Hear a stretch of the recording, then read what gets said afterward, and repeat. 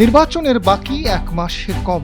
ঠিক সেই সময়ে নির্বাচন কমিশন, প্রশাসন এবং আইন শৃঙ্খলা বাহিনীর নিরপেক্ষতা নিয়ে প্রশ্ন তুলেছে বিএনপি ও জামাত। নির্বাচনে অংশ নেবেন কিনা তা ভাবতে হবে বলেছে এনসিপি। এবার আওয়ামী লীগ শূন্য মাঠে প্রতিদ্বন্দ্বী বিএনপি জামাত। দল দুটির পরস্পরের বিরুদ্ধে ভোটে অবৈধ প্রভাব বিস্তারের অভিযোগ করছে। এ অবস্থায় নির্বাচন হওয়া নিয়ে শঙ্কা প্রকাশ করেছেন বিশ্লেষকরা। সম্প্রতি প্রধান নির্বাচন কমিশনার এম নাসির উদ্দিনের সঙ্গে বৈঠক করেছেন বিএনপির মহাসচিব মির্জা ফখরুল ইসলাম আলমগীর। বৈঠক শেষে জামায়াতের প্রতি ইঙ্গিত করে অভিযোগ করেছেন, ইসির কিছু কর্মকর্তা একটি দলের পক্ষে কাজ করছেন।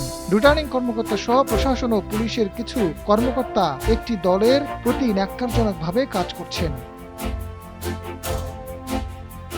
একই দিন যমুনায় প্রধান উপদেষ্টা ডক্টর মোহাম্মদ ইউনূসের সঙ্গে সাক্ষাৎ করেন জামায়াত নেতারা। সাক্ষাৎ শেষে তারা অভিযোগ করেছেন, ইসি পক্ষপাত করছে।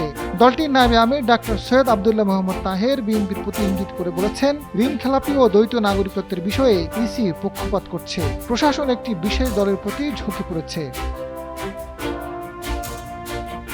ইসির নিরপেক্ষতা নিয়ে আগে অভিযোগ করেছেন বিএনপির চেয়ারম্যান তারেক রহমান। জামায়াত পাল্টা অভিযোগ করেছে, তারেক রহমানের নিরাপত্তার নামে সরকার বাড়াবাড়ি করছে।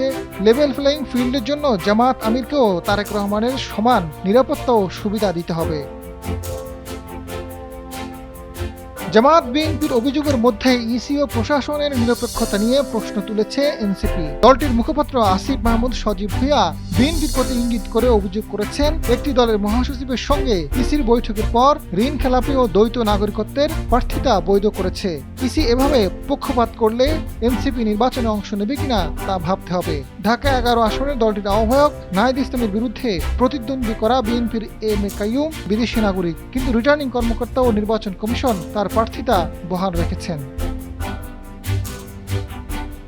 এদিকে পোস্টাল ব্যালট পরিবর্তন ও শাহজালাল বিশ্ববিদ্যালয়ের ছাত্র সংসদের নির্বাচন পিছিয়ে দেওয়ার দাবিতে নির্বাচন কমিশন ঘেরাও করে বিক্ষোভ করছে ছাত্রদল। ছাত্র সংসদ নির্বাচন পেছানোর দাবির বিরোধিতা করেছে জামায়াতের নায়েবে আমির আব্দুল্লাহ মোহাম্মদ তাহের। তিনি ছাত্রদলের ঘেরাও কর্মসূচি নিয়ে প্রশ্ন তুলে বলেছেন, প্রার্থিতার আপিলের সময় ঘেরাওর নামে চাপ তৈরি করা হয় ইসির উপর। তাদের দলীয় প্রার্থীদের যারা ঋণ খেলাপি ও দ্বৈত নাগরিক, তাদের যাতে বৈধতা দেওয়া হয়।